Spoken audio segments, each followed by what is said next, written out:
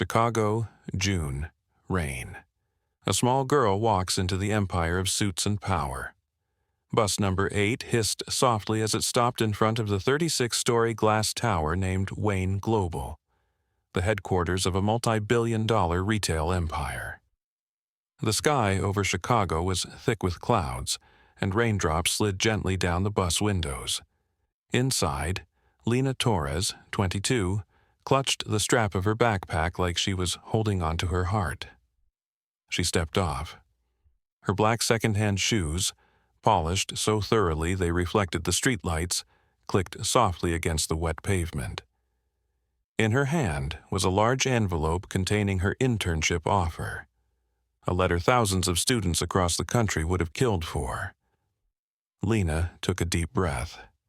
The Wayne Global building stood like a vertical wall of glass, mirroring the entire city. Every floor was lit. Every floor held people she'd only seen on LinkedIn or in business news segments. "Don't be nervous," she whispered. "They're just people." But Lina knew better. They weren't like her. Her father, Miguel Torres, was a plumber. Her mother worked night shifts at a local corner store. Neither of them could pronounce portfolio diversification, but they did everything they could so Lina could go to college. Every single dollar they saved was stashed inside a red tin box, tuition, textbooks, and a button-down shirt for her first day. The shirt she wore now, plain white, stiff collar, no logos, ironed the night before. The backpack, hand-me-down from a cousin, frayed straps sewn up with red thread. And today, she was stepping into a place no one in her family had ever been. She passed through the glass revolving doors where a blonde receptionist gave her a cold nod. No one welcomed her. No one asked her name. No digital board flashing, "Welcome, interns." Just marble floors, the echo of leather shoes, and the sharp scent of expensive perfume trailing off tailored suits walking past. Lina hugged her bag close, trying to hide the zipper that jammed sometimes. "Excuse me," she murmured, brushing past a tall man pulling out his phone. He didn't respond, didn't even look, as if Lina wasn't there. The elevator to the 27th floor, entirely made of glass, was packed. Lina stood tucked in the back. Next to her was a white woman in a navy blazer dress, speaking on the phone with razor-sharp cadence. "I don't care if she's from Harvard or Stanford. If she can't forecast EBITDA, don't send her." EBITDA, Lina mentally repeated. "Earnings, before interest, taxes, depreciation, and amortization. I know that one. I studied that. I'm okay." The elevator dinged, floor 27, Financial Analysis Division. The floor was flooded with white light. Rows of desks, all perfectly aligned. Every desk had dual monitors, wireless mice, high-end headphones, and screens full of blinking data charts. A tall man in his 40s with neatly cropped hair and a light blue Wayne Global shirt stepped in front of her. "Lina Torres?"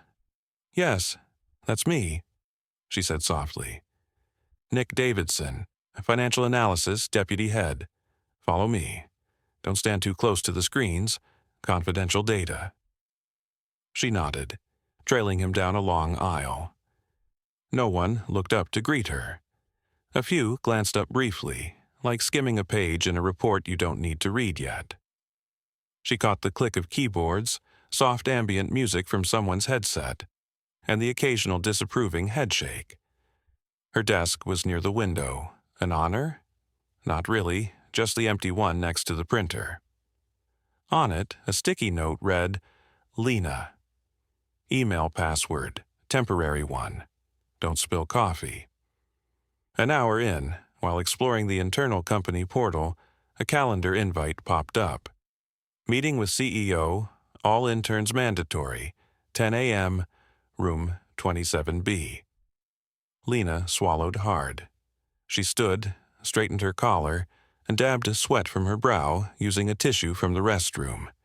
She didn't want her first impression to be the sweaty one. Room 27B was cold like a laboratory. Black leather chairs, long glass table, a 90-inch LED screen at the front showing the company's quarterly report. Then the door opened. Charles Wayne walked in. The room held its breath. No one told Lina to stand, but when Charles Wayne entered, everyone rose. She scrambled up too, startled by the click of his leather shoes, like a war drum announcing the presence of something formidable. The man before her stood nearly 6 feet 3 inches, lean but built, his salt and pepper hair slicked back immaculately. Every step radiated authority. A Richard Mille watch worth $500,000 glinted on his wrist. The dark sunglasses perched atop his head weren't for the sun. They were a silent crown. He strode to the head chair, didn't look up, opened his iPad, and scrolled through a PDF. "Where's the coffee?" he said, eyes still locked on the screen. An assistant rushed out. The room was so silent that you could hear a pen roll across the glass tabletop. "All right," Charles finally spoke, lifting his gaze. His steel-gray eyes swept across the room, then landed on Lina. "And you are?" I'm Lina, finance intern," she said, voice catching. He nodded once and turned to his assistant. "How many interns do we have this year?" 11, sir." "And how many do we keep?" "Usually 1. Charles smirked, then turned back to Lina, not warmly, but with the kind of smile that said, "I already know how your story ends, and I'm letting you pretend it might be different." 1 out of 11, he repeated, taking a few steps toward her. "Good. Do what all interns should do. Sit, stay quiet, and try not to screw anything up." Lina gripped her hands under the table. Half of her wanted to walk out. The other half was memorizing every look, every word, every breath. The rest of the meeting was a master class in corporate sharpness. Charles chastised the room on underperformance, sloppy forecasting, and how Amazon was quietly bleeding its market share. He ended with, "We don't compete on ethics, we compete on speed." Lina frowned slightly. Her dad had once told her the opposite. If a company must choose between profit and integrity, it should pick the exit. But she said nothing. When the meeting ended, the room burst into motion. Lina hung back, then was suddenly bumped into shoulder to shoulder with a man rushing out. He didn't apologize, didn't turn. She nearly lost her balance, but caught herself. Charles glanced her way, just for half a second, then turned and walked on. That afternoon, Lina received an email. "You've been assigned Q2 performance analysis of the Houston branch." She opened the file. Nearly 3,000 rows of Excel, dozens of metrics, a blizzard of data. Lina smiled to herself. For the first time all day, she wasn't afraid, because this place might underestimate people like her. But numbers don't lie, and they would become the weapon she never realized she had. Thursday, 10 a.m. Lina sat at her desk, eyes fixed on the spreadsheet for Houston branch number 14, one of Wayne Global's largest southern outlets. The Excel sheet contained nearly 3,000 rows with columns labeled SKU, revenue, orders, inventory, operating costs, profit margin, new customers, return rate. To most, it was meaningless data. But for Lina, who had spent 3 years inputting data at a local supermarket, each line spoke volumes. Row 1,483 made her pause. Item: Juicer, Model 4.2. Revenue: $138,000 in March. Orders: 9,000. She frowned. At $45 per unit, 9,000 orders should yield $405,000, not $138,000. She double-checked the formula. No error. Then she spotted row 1492. Organic face mask. Orders 0. Revenue $42,300. 0 orders. Yet there was revenue, no returns either. Only branch number 14 showed these anomalies. Lina called the Houston office. I'm Lina Torres from Corporate Analytics. In March, did you offer any product bundles? No, just clearance sales. Any system glitches? None reported. Still, something didn't add up. She grabbed her leather notebook, a birthday gift from her mom, and started jotting down every suspicious entry. Row 1483, she whispered. Juicer, model 4.2, 9,000 orders, but only $138,000 in revenue. She did the math in her head. At $45 per unit, it should have been over $400,000. And that's a discrepancy of nearly $267,000, just gone. Then came row 1492, organic face mask, 0 orders. But the system still showed $42,300 in revenue. No returns, no refunds, just phantom money. By evening, her notebook was filled, over 120 discrepancies, all tied to one name, J. Morales. She ran a quick Python script to cross-check. The result made her stomach drop. $2.7 million in ghost revenue in just 1 quarter, and if she was right, someone wasn't just cheating the system. They were smart enough to make it look clean. Lina leaned back, recalling her dad's words. You don't need to shout, Lina. Just speak the truth and hold it fast. Her hands trembled. What now? She printed her report, sealed it in an envelope, and slid it onto Charles Wayne's desk. On the front, she wrote simply, Issue in Houston. Monday morning. Lina arrived early at 7:30 a.m. The 27th floor was quiet, like a library. She logged in and checked her inbox. Still nothing about her weekend report. At 8:10, the office phone buzzed. Torres? A gravel voice said. Yes? Meeting at 8:30, room 27A. Don't be late. No subject, no details.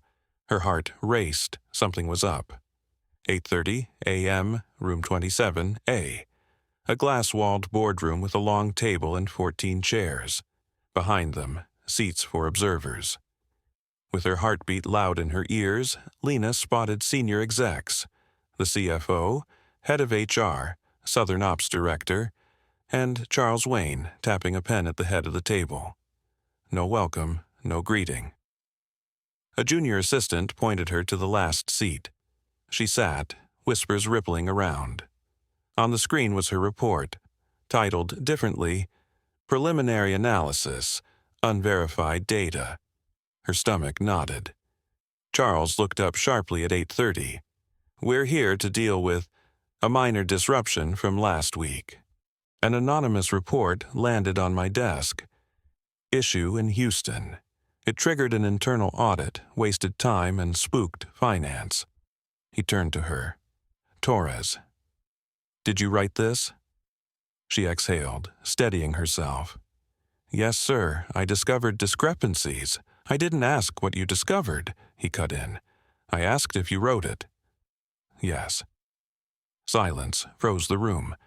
He leaned back. Bold, but not smart. He held up the printout. This report came from an intern, unverified, unauthorized, disrupted us, and we found nothing. She began to reply, If I may. But he shook his head. You did what students do, thought you were clever. Laughter rippled, her fury flared. She looked him straight in the eye. There are over 120 entries in that report without real order IDs. I'm not judging, just saying someone needs to review it. He smirked. Interesting choice of words. Someone who has authority. Tell me, who is that, Lina? Trapped, she met his gaze. Certainly not you. The table fell silent. HR director nodded subtly. He drew a sheet from her file. Lina Torres, under our internship rules, we can terminate placements at any time. Sadly. Your internship is over. She froze. Voices murmured, the sound of scissors snipping in slow motion. She stood, removed her intern badge, and placed it on the table, no words. When the door closed behind her, someone whispered, "They just ran her off for poking the books." She didn't reply, just walked back out, shoulders straight. They hadn't fired an intern. They'd expelled the only person who walked in today trying to save the company. That night, it rained again. Lina didn't take the bus home. She wandered through the familiar streets of Chicago, now cloaked in a mute gray. She passed the old bakery awning, Union Station, and finally stopped beneath the porch of the little bookstore where her father used to bring her every Sunday. Her shoes were leaking, but she didn't feel cold. Inside her chest, there was only a smoldering emptiness. Not from losing her job, but from the helplessness of watching the right person be cast aside by the system. By the time she got home after 10 p.m., the small Southside apartment was dark. Her mother was folding clothes under a desk lamp, silver hair tied back, eyes tired from her supermarket shift. "You're late," she said softly. "They fired me," Lina replied, shaking off her raincoat, her hand trembling. Her mother didn't ask why, she merely pulled out a chair. "Sit down, I'll make hot chocolate." 10 minutes later, they sat quietly in the kitchen, the only sound the rain tapping the old window. Lina told everything. How she discovered the discrepancy, logged the issue, and what happened in that meeting this morning. Her voice didn't rise, though it wavered sometimes. Her mother listened silently, without tears or interruptions. When Lina finished, she simply said, "You did the right thing." "But none of them cared," Lina whispered, gripping her mug and biting her lip. "If your father were alive, he'd probably tell you to stay quiet, right?" She paused, staring out the window. Moments later, she returned, carrying an old wooden box, mahogany-stained, carved simply.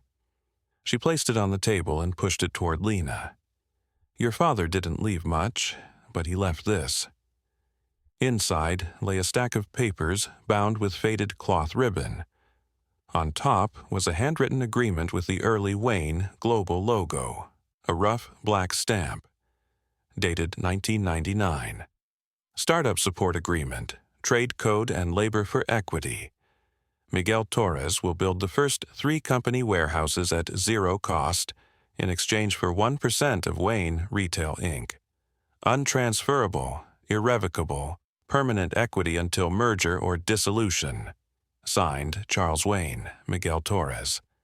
Lina gasped. "Mom, they never paid him." "He didn't ask for money," he said. "As long as my daughter can one day walk through those doors, my work wasn't in vain." And after he died, nothing. No apology, no acknowledgement. "I'm keeping this, not for money, but for the promise." Lina touched the paper, recalling childhood Sundays when he took her to the warehouse site. His hand was steady despite sweat, always proud when she climbed onto his hard hat with her name stenciled across the front. "Papa loves you more than walls, more than numbers, more than any building I ever built." A lightning thought struck. The equity was still valid. If the contract was correct, she was the direct heir. She dashed to her room, rifled her university files, and found her birth certificate, legal heir document, and valid ID, all enough to verify ownership. That night, she didn't sleep. She pored over Wayne Global's internal policies, shareholder rules, voting rights, rights to demand audits, and inspect books. Deep in the fine print, she found this clause: "Any founding shareholder, regardless of percentage, may demand an emergency audit if fraud affecting company value is suspected." Lina sat in silence. From an anonymous intern to the forgotten daughter of a founding builder, she'd discovered the door that all the powerful had overlooked or deliberately shut. She placed her fictional report beneath her father's equity contract and began drafting her request to the company's Finance Oversight Board, formal fraud investigation request as founding shareholder. Tuesday, 7:46 a.m. Floor, 27 Internal Governance Office, Wayne Global. An internal email slips through. Request for fraud investigation. Under founding shareholder rights. Attached. Legal proof. 1% equity inheritance from Miguel Torres. Original signed contract. Charles Wayne, 1999. Lina's Houston branch financial report. Internal transaction records showing anomalies. Cited company bylaws honoring founding shareholder rights. Tuesday, 9:02 a.m. Another email. This time from the Independent Audit Committee. Urgent, surprise audit, Southern Region, Houston, Branch 14. Requested by founding shareholder. Signed, L. Torres. Direct heir of founding shareholder Miguel Torres. At this point, no one in the executive team knows whose name is behind it. They only see an electronic signature. Wednesday. The audit begins. 3 external auditors gain full access to 6 months of transactional data. The Houston branch CFO is asked to work from home. Rumors swirl. The Southern Operations Director calls Charles. "Why are we doing this? Just for a tiny 1% share?" Charles' voice is cold. Someone's digging into the past. I intend to bury it.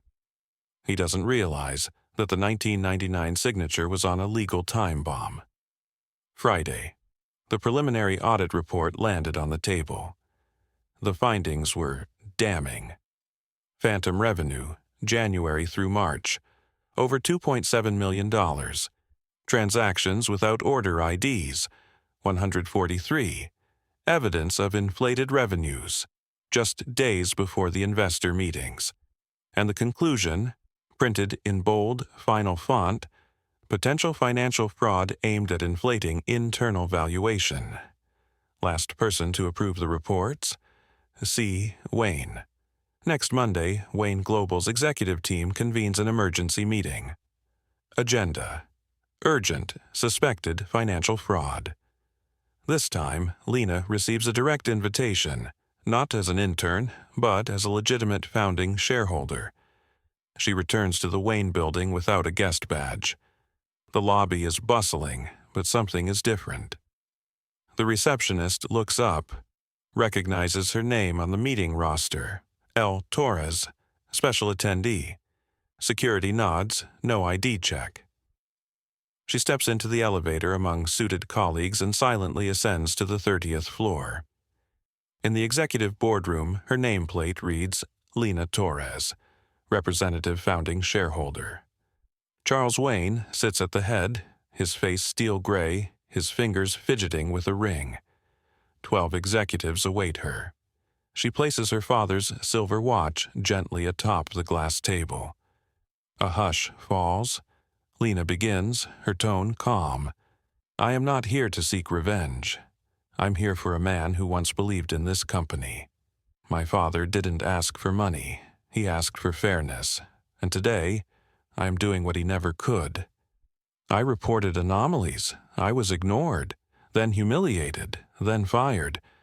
But thankfully, Wayne Global still remembers, through Charles Wayne's 1999 signature." Her gaze locks on the CEO. She unfolds her presentation. Detailed data manipulation, impacts to shareholders, risks of public exposure, stock collapse, class action lawsuits. She speaks without interruption. When she finishes, a senior executive breaks the silence. "We need to vote. Today." Charles slams his hand on the table. "You intend to fire me because of an intern with a cheap ballpoint report?"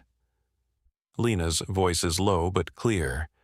It was a tool my father could afford when he built warehouses for you. And he never made a single mistake. One vote is cast, then another, then a third. Finally, 9 out of 12 voted in favor. Charles Wayne is suspended. Internal investigation initiated. His company assets are frozen, pending the outcome. Charles reels, face pale. You have no right to do this. Lina picks up her father's silver watch and heads toward the door. I don't have a right, but justice does. 2 days later, Lina was summoned again, this time to the strategic conference room on the 34th floor, where Charles Wayne once hosted billionaires, investment funds, and occasionally state politicians. Now, his seat at the head of the table was empty. The doors opened. Lina walked in, wearing a simple white blouse and gray slacks. No designer labels, no makeup, but the room paused at her presence. A silence, not born of her title, but from the quiet authority of her conviction. Seated around the table were Eleanor Carr, interim CEO, a rare woman whom Charles Wayne had once overlooked, the head of legal, the director of communications, 2 strategic investors, and notably, 3 representatives from Providence Investment Fund, the company's second-largest shareholder. Eleanor spoke first. Thank you for joining us, Lina. We'll get straight to the point. She placed a thin document with a black leather cover on the table. This is the official recommendation from the board, appointing Lina Torres as Acting Director of Ethics and Financial Transparency, reporting directly to the CEO. Lina sat up. I've never held an executive position before. We know, one investor said, but you just did what 10 years of audits couldn't. You broke the company's culture of silence. Another chimed in. If you need a team, we'll build it. If you need authority, we'll grant it. Just lead this internal overhaul. Lina opened the document. The wording was clear, real power, no tests, no prove yourself again. But the joy didn't well up inside her. If I accept, she said slowly, will I have full access to HR data and be able to decide who stays? Absolutely, legal nodded. And if I decide Charles Wayne needs to face justice? Silence. Then a voice from Providence said, if it's legal, we won't stand in the way. In that moment, Lina faced a choice. Seek vengeance or rebuild. She remembered her father. He didn't teach her to win. He taught her to build. Lina closed the document. I have a condition. Go on. I'll accept the position, but I will not bring Charles Wayne to court. The room buzzed. A lawyer objected, but you have the power to do so. I know, Lina replied, but people like him don't fear jail. They fear being forgotten, being erased from history. She stood, calm and deliberate. I will leave his seat empty, hang my father's photo beside it, and turn what was once a monument of power into a cautionary symbol for the entire industry. She didn't need to destroy Charles Wayne. She just needed the company to remember that the warehouse builder had more integrity than its former CEO. That evening, the headlines read, Intern bedridden, now leading reform. Forgotten shareholding sparks most dramatic power shift of the year. And Lina, back home, she made a mug of hot chocolate, just like that memorable night, and typed an open letter. To every intern who's ever been passed over for lack of experience, to every young person dismissed because they didn't come from a top school, to every kid who thought, maybe I'm not good enough, I'm Lina Torres, and I'm opening a door that I was never supposed to reach. 2 weeks later, in April, under a scorching Houston sun, Lina stood before Warehouse Number 1, the first branch of Wayne Global, nestled among old West Houston industrial complexes.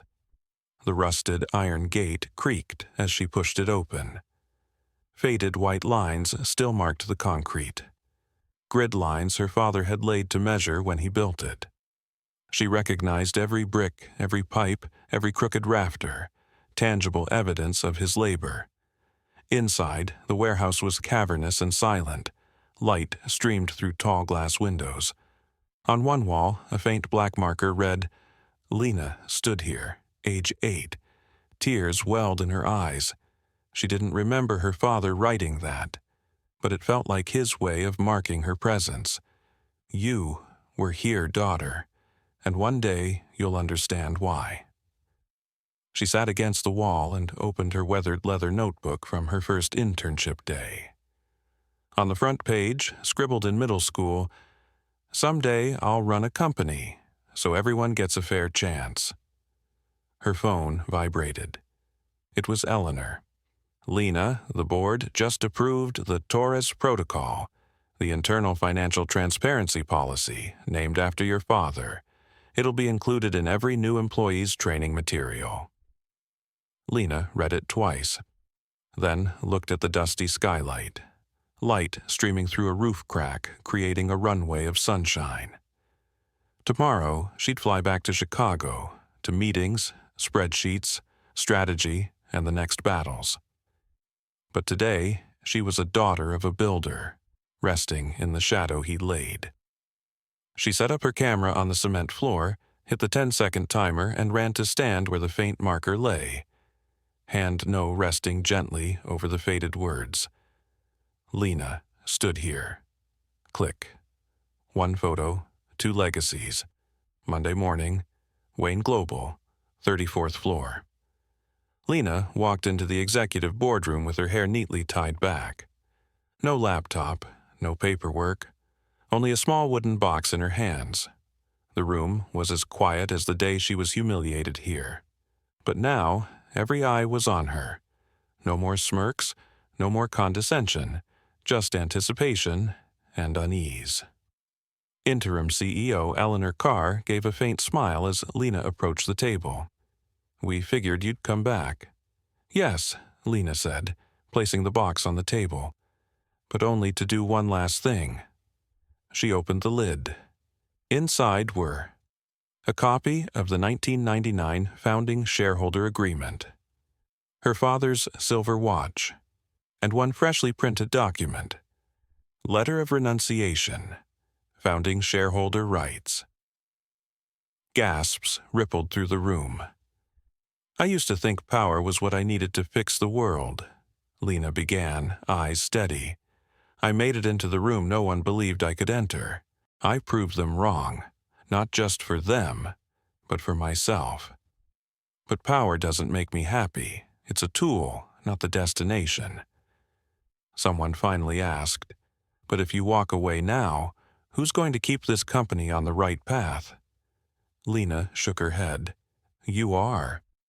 The ones who truly want change don't need me to command it. I was just the first spark breaking the darkness. But I'm not the sunrise." She slid the letter toward the CEO. "I hereby relinquish all founding shareholder rights and everything that came with them." The room fell silent, stunned. She continued, calm and clear. "But I leave behind something better, the Torres Fellowship, a scholarship fund for low-income students passionate about finance. No GPA requirement, no Ivy League bias, just a letter explaining why they want to make a difference. I ask the company to allocate 1% of quarterly profits to keep it going, as an unspoken apology to every Lina who was ever dismissed." Eleanor nodded quietly. A board member murmured, "I've never seen anyone leave like this."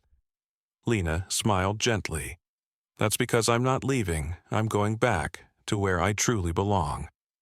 That day, Lina walked out of Wayne Global. Not escorted, not humiliated, not defeated, but with a quiet smile, steady eyes, and her hand resting over her heart, where her father's old badge used to pin. She didn't come back to stay. She came back to open the door, then step aside so others could walk through. 3 months later. A quiet afternoon at the Southside Public Library in Chicago. Amid pages turning, pencils scribbling, and the giggles of children, Lina Torres sat cross-legged among a circle of fifth graders, reading aloud. There once was a girl named Lina, who thought she was just a builder's daughter. But one day she discovered the truth. It was people like her who built the future. From the children's book, The Last Gatekeeper, written by Lina herself, a curly-haired girl raised her hand. "Miss Lina, did you ever become CEO?" Lina smiled.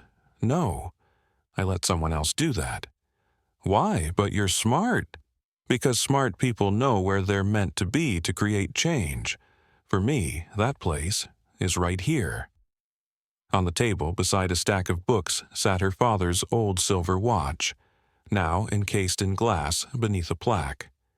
Every great structure begins with someone the world overlooked. Miguel Torres. The media still occasionally mentioned her.